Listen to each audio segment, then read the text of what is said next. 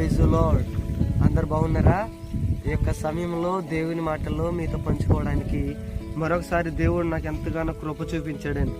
అటు కృపను బట్టి నేను చాలా దేవునికి సంతోషంగా ఉన్నాను.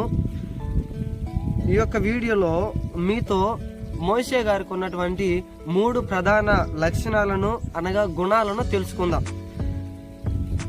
3 మోషే గారి యొక్క మంచి క్వాలిటీస్ గురించి ఈ వీడియోలో మీతో మాట్లాడాలనుకుంటున్నాను. ఫస్ట్ ఇది మనం చూసినట్లయితే మొదటిగా మోషే గారు ఆయన ఎంతో వినయంగా ఉన్నారండి. మనకి ఆ మాట సంఖ్యాకాండము 12వ అధ్యాయం 3వ వచనంలో రాయబడి ఉన్నది.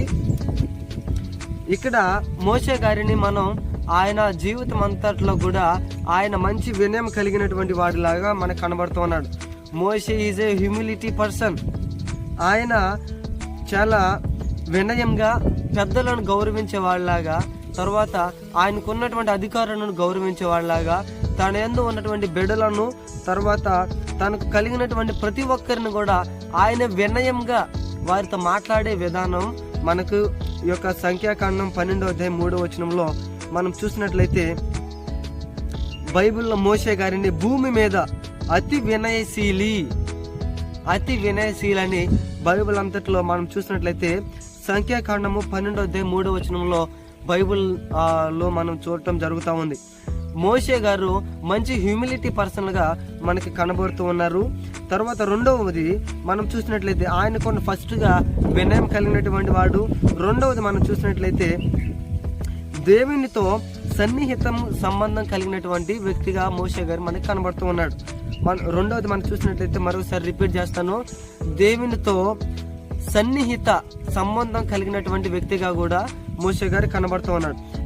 మోషే గారు ఆయన దేవునితో సంబంధం, క్లోజ్ రిలేషన్ లో ఆయన ఉన్నట్టుగా కూడా మనకు కనబడుతుంది. అది ఎక్కడ మనం చూస్తూ ఉన్నామంటే నిర్గమకాండం 33వ అధ్యాయం 11వ వచనం మనం చూసినట్లయితే ఇక్కడ మోషే గారికి దేవునితో ఉన్నటువంటి సంబంధం గురించి ఆ యొక్క ప్రదేశంలో మనం చూడగలుగుతాం. మూడవది మనం చూసినట్లయితే ఆజ్ఞలకు విధేయత చూపించే వాడిలాగా ఈ యొక్క మోషే గారు మనకు కనబడుతూ ఉన్నాడు. Is a obedient person. ఈయన దేవుని యొక్క సన్నిధిలో దేవుని వాక్యమును అలాగే దేవుని యొక్క మార్గములో నడిచేవాడిలాగా మనకు కనబడుతూ ఉన్నారండి. మనం మోషే గారిలో ఉన్నటువంటి 3 మంచి క్వాలిటీస్ మనం నేర్చుకుంటూ ఉన్నాం. ఒకటి మనం చూడొచ్చు, ఆయన వినయం కలిగినటువంటి వ్యక్తి. రెండవది దేవునితో సన్నిహితం సంబంధం కలిగినటువంటి వ్యక్తిగా మనకు కనబడుతూ ఉన్నాడు.